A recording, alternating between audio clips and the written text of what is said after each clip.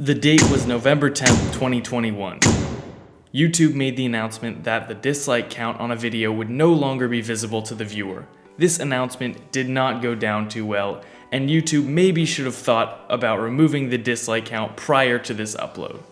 While there is a valid point made in the video about the concept of a hate rate of dislikes being problematic, there are many alternative solutions to reduce this behavior that YouTube could have conceptualized. One would be to directly go after the people participating in the mass disliking due to the hate instead of passively taking care of the problem by removing a vital function of the platform.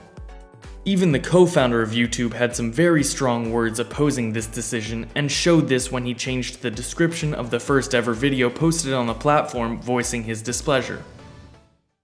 Now, an instance of the dislike button being a useful tool for both the creator and the viewer was the introduction of Rebecca Black's infamous song Friday.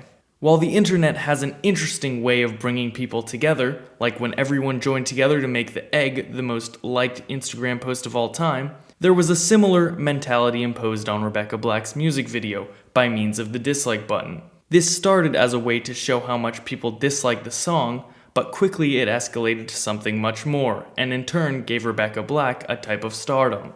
While this may be seen as an undesirable way to get attention, she took it and made a career out of it, and from this music video, she was able to make a splash in the YouTube scene and eventually make a respectable name for herself. Her music videos now consistently break 500,000 views and have substantially better like to dislike ratios. Another success story due to the dislike button comes in the form of YouTube Rewind. Back in the day, it was known as a great homage to the best YouTubers of the past year, but recently they have been jokes that seem to be disconnected from the YouTube community and have racked up the dislikes over the past few years. This primarily started when everyone's favorite YouTuber, Will Smith, was the focal point of Rewind 2018. Around the same time, the website's biggest creator was in the fight of his life against an entire nation in the epic battle of Pewdiepie versus T-Series. Think of this as YouTube's version of a modern-day heavyweight title boxing match. Maybe there might be something a little bit more accurate to that. They touch gloves. This is it.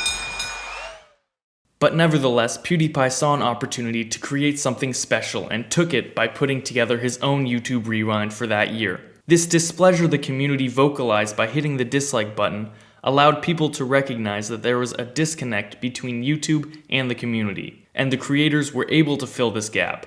And this should be seen as a prime example of what good can come from the dislike button. Now after this, people might think, in what way could YouTube disappoint even more than by producing a poor representation of the year's best creators? But they continued to surprise by announcing in 2020 that they would not be producing a YouTube Rewind, a year where people needed distractions as much as possible, and YouTube Rewind disappeared. But fear not, here comes YouTube's poster boy, Mr. Beast, to save the day. The one person who could possibly be able to top what PewDiePie did previously. The man who can create his entire Squid Game out of thin air. And he delivered with the People's YouTube Rewind of 2020. With the removal of the dislike button, the importance of the like button also diminishes. The yin-yang balance that the two hold is thrown off its equilibrium. Without the dislike button, the turn of events shown here would never have occurred because there would have been no gauge of how people felt about certain conceptualizations of ideas. And this is why the dislike button should remain public, because it is a catalyst for change and creativity. Thanks for watching, and if you liked what you saw, be sure to subscribe.